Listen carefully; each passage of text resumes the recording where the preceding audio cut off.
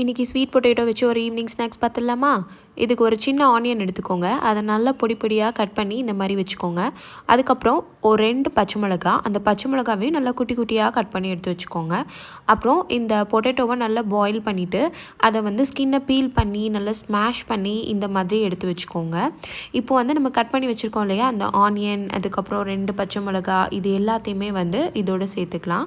சேர்த்துட்டு அதுக்கப்புறம் இஞ்சி பூண்டு பேஸ்ட்டு 1 ஸ்பூன் அதையும் இதில் ஆட் பண்ணிவிட்டு நல்லா மிக்ஸ் பண்ணிக்கோங்க. அப்புறம் வந்து சீரகத்தூள், மிளகுத்தூள், அப்புறம் சில்லி பவுடர், இது எல்லாமே ஒரு ஸ்பூன் ஆட் பண்ணிக்கோங்க. தென் இதில் வந்து கொஞ்சம் நமக்கு தேவைக்கான சால்ட் கொஞ்சம் ஆட் பண்ணிவிட்டு இதை நல்லா மிக்ஸ் பண்ணிக்கோங்க. அப்புறம் இதில் வந்துட்டு கார்ன்ஃப்ளவர் 1 ஸ்பூன் ஆட் பண்ணிவிட்டு இந்த மாதிரி சப்பாத்தி மாவு மாதிரி நல்லா பிணைஞ்சு வச்சுக்கோங்க. அதுக்கப்புறம் இதை இந்த மாதிரி குட்டி குட்டியாக ரவுண்ட் ஷேப், உங்களுக்கு என்ன ஷேப் வேணுமோ அதில் இந்த மாதிரி வச்சுட்டு பெட் க்ரம்ஸில் போட்டு கோட் பண்ணி தனியாக எடுத்து வச்சுக்கோங்க. இதே மாதிரி எல்லாத்தையும் குட்டி குட்டி பால்ஸாக எடுத்து சின்னதாக பண்ணி இந்த மாதிரி போட்டு வச்சுக்கோங்க. அதுக்கப்புறம் இதை வந்து கொஞ்சமாக ஆயில் ஊற்றி நல்லா ஷாலோ ஃப்ரை பண்ணி எடுத்து வச்சோம் அப்படின்னா இந்த மாதிரி கிறிஸ்பியான ஸ்வீட் பொட்டேட்டோ கட்லெட் வந்து ரெடி ஆகிடும். இது வந்து வெளியே நல்லா கிறிஸ்பியாக இருக்குது, உள்ளே நல்ல சாஃப்டாக இருக்குது.